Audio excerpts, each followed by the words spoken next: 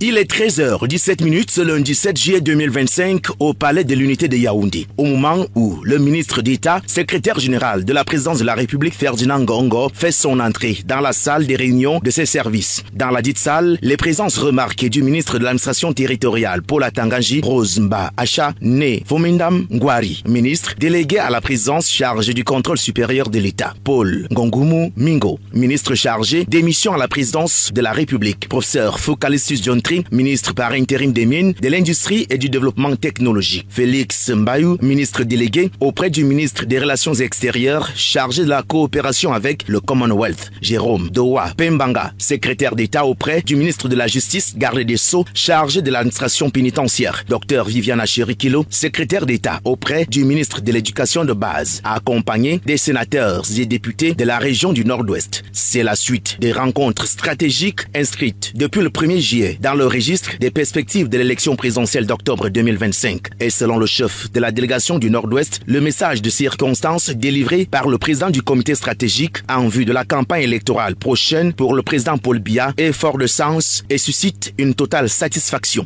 Une rencontre politique stratégique. Et le ministre d'État EGPR nous a d'abord transmis le message du chef de l'État sur 2 ou 3 points. Et il a brossé le tableau de l'état de la nation.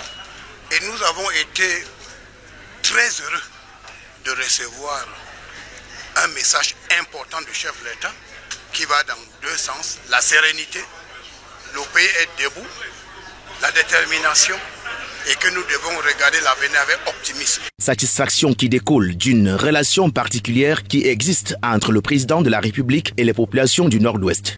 Entre le président Paul Biya et la région du Nord-Ouest, c'est un contrat social. Et que tous les événements politiques importants du Cameroun, le chef de l'État, son Excellence Paul Biya, les a amenés dans la région du Nord-Ouest. Je peux vous citer la création du RDPC, l'acte de naissance du RDPC, c'est à Bamenda. Le cinquantenaire de l'armée camerounaise a été fêté à Bamenda. Il y a l'université d'État, il y a même la première visite officielle du chef d'État, c'était à Bamenda. Et il a été fait fond de fond. Ça veut dire que c'est un contrat social que nous défendons jalousement.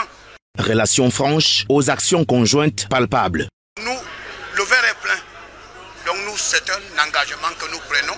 Et je pense qu'en octobre, les chiffres vont exactement refléter ce que nous avons pris comme engagement auprès du ministre d'État EGPR. En attendant le lancement de la campagne et l'élection présidentielle en elle-même, la région du Nord-Ouest rassure. Dès ce jour, je peux vous rassurer que le Nord-Ouest, la région du Nord-Ouest est déjà en ordre de bataille.